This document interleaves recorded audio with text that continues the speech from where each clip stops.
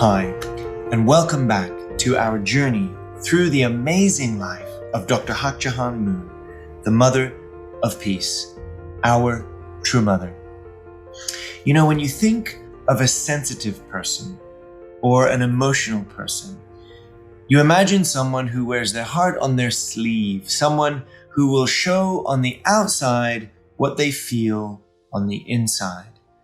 Such a person may often receive sympathy from others. But from an early age, True Mother was never regarded as such a person.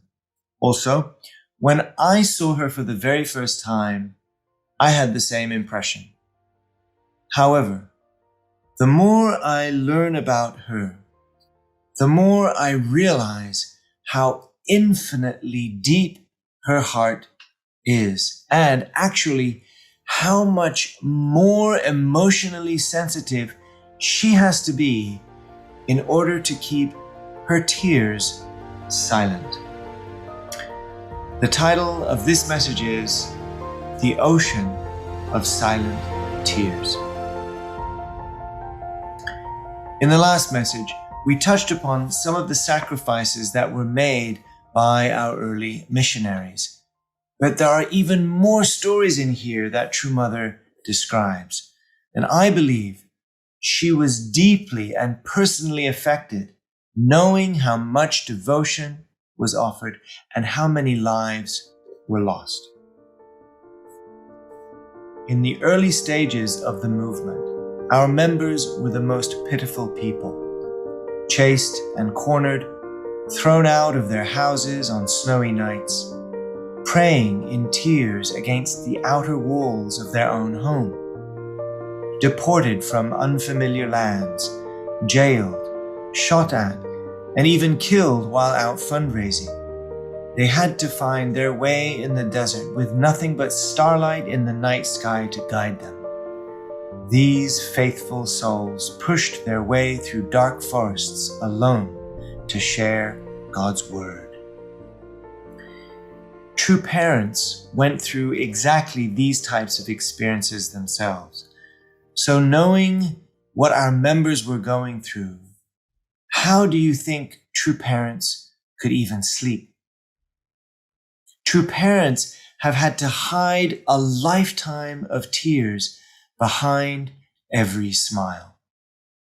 And if True Mother was anxious about what our members were going through, what do you think she was feeling towards her own children? What does it feel like to be a person who is taking responsibility as a parental figure for humankind? Listen to this simple scene that True Mother describes as she is packing for another mission away from home. Mom, you're packing your suitcase again? I didn't answer my third daughter, Eunjin, right away. My eldest daughter, Yejin, who was beside me and had been silently helping me pack, asked, Mother, where are you going this time?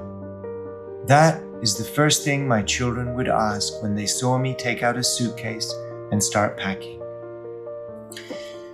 You may be familiar with the photographs of True Mother jet-setting around the world, meeting dignitaries, and speaking behind podiums in exotic locations.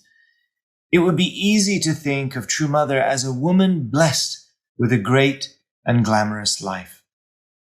But the picture you don't see is the picture of True Mother packing her suitcase with her children standing next to her, silently crying in their hearts, not knowing when their mother would return.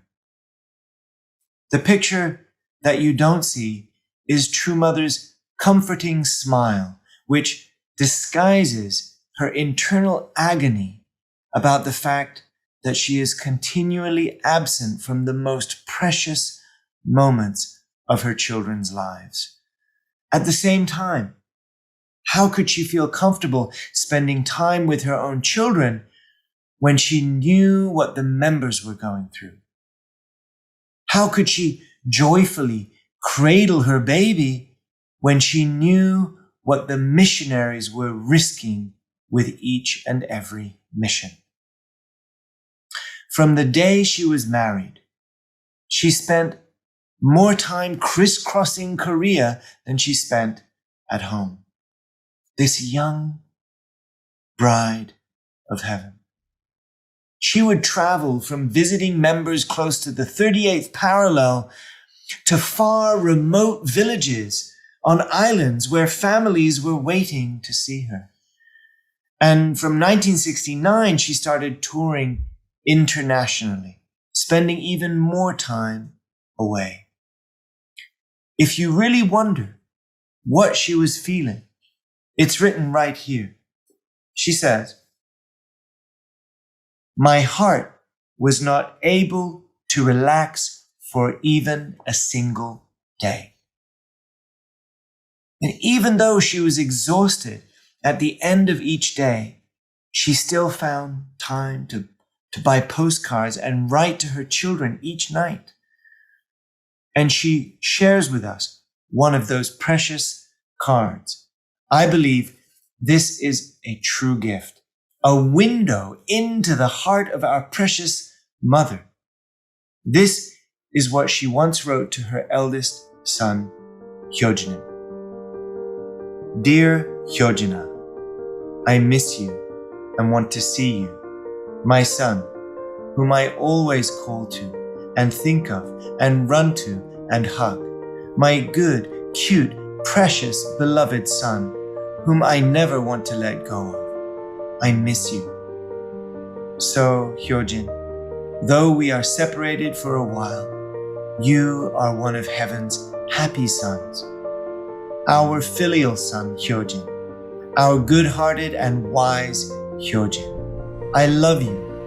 I know you will become a filial son of heaven, a filial son of earth, and a filial son of the universe. You will become a good example of a filial child. Both Appa and Amma feel so sad that we are too busy following the will and have such little time to spend with you. Yet we feel so proud and secure because of you. Hyojin, you are different from other children. Even though you run around with your friends, you must remember your origin is God and not damage His dignity. Appa and Amma are always proud of you. When we see you in the near future, can you surprise your Appa and Amma a lot? Appa and Amma have a great dream for you. Amma is waiting and always praying for that.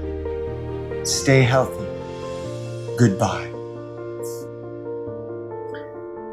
Can you feel the precious heart of love she has for her son?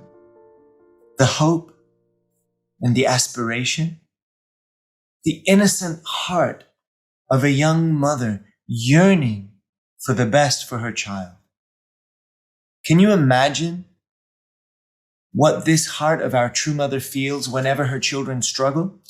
Can you imagine that it is this heart so tender and so pure that is hit with each strike from Satan? How it causes her to suffer? It is not simple. After sharing this letter in her memoir, she immediately goes on to say, "The fact that I could not spend much quality time with my children due to my various public responsibilities always weighed heavily on my mind." The fact that she could not spend much quality time with her children has always weighed heavily on her mind. Always means always. It means still. It still weighs heavily on her mind. But even this feeling she has, I bet you it is tempered with the knowledge that so many of our members and their families have also sacrificed their loved ones. So many of our members sacrificed many of life's precious moments. Do you understand? It means true mother cannot even enjoy the simple sadness of her own pain without embracing the pain of our members. True mother cannot even shed one tear of personal regret, not just because she's not supposed to, like you might think, but she cannot shed even one tear of personal regret because she cannot ever forget the tears that were shed by the humble brothers and sisters all over the world. She cannot escape the cry of humanity throughout the ages. She could not drown out the sound of the aching heart of heaven, even if she wanted to. Even in the deep internal world of her emotions, she, like true father, is a public person. The truth is that we have all contributed something to this ocean of silent tears. I know many of you hold on to something in your hearts that no one else will ever know. We should remember that about one another, don't you think? Especially those who are among the first to lay the foundation in their nation. I want to read again the opening paragraph where True Mother so poetically describes her empathy towards the members. In the early stages of the movement, our members were the most pitiful of people, chased and cornered, thrown out of their houses on snowy nights, praying in tears against the outer walls of their own home, deported from unfamiliar lands, jailed, shot at, and even killed while out fundraising. They had to find their way in the desert with nothing but the starlight in the night sky to guide them. These faithful souls pushed their way through dark forests alone to share God's word. She said they were praying in tears outside the walls of their own home. Close your eyes and picture that for a moment. Praying in tears outside the walls of their own home, not someone else's home, their own home. Why describe it in such a way? These are such poignant words. In my opinion, these words describe the heart of our heavenly parent throughout history. I think True Mother did feel pain to leave her own children. I think True Mother did feel pain out of the concern for the members. But before she felt these feelings, she felt the heart of God, who has been crying outside the walls of his own creation for thousands of years, waiting for the time when someone would hear his knock and let him back into his own home, waiting for a time when his own children would recognize his cry. This is what drove true parents with such urgency. This is what made them capable of such huge sacrifice, even at the cost of their own loved ones. How can we find true comfort in the home if God is locked outside in the cold? What is the time that we live in today? Now is the time of harvest. This incredible ocean of silent tears was not masqueraded about in the streets in search of cheap sympathy. True parents and our members are not sitting around waiting for apologies. We have offered all of this to establish a new era. This ocean of tears was kept in the heavenly storehouse to water the dry and arid land of human suffering and bring new life to this desert of human history. That is where all of this investment has gone. That is the foundation that we stand on today. And now is the time of harvest. So be bold, brothers and sisters, because thanks to true parents and all those who paid a price to lay the foundation, God has finally been invited back into the home. No matter the challenges we seem to be facing on the world stage today, don't be fooled. We now go forward with the mighty power of heaven, and we walk on the restored soil beneath our feet.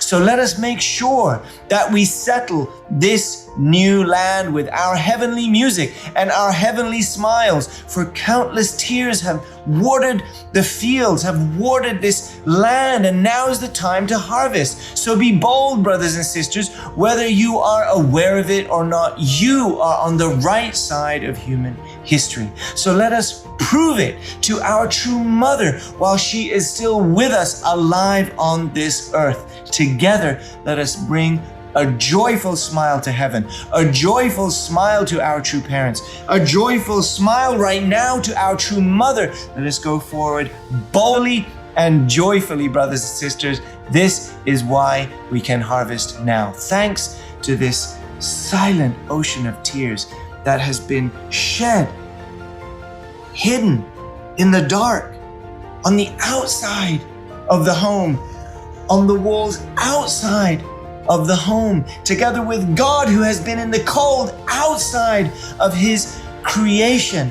We now walk in with the door wide open. Now is the time, so let us enjoy it, brothers and sisters, and don't be afraid. This is what the original mind of every single human being alive today on earth knows. They know it. So let us go forward confidently and joyfully. God bless you.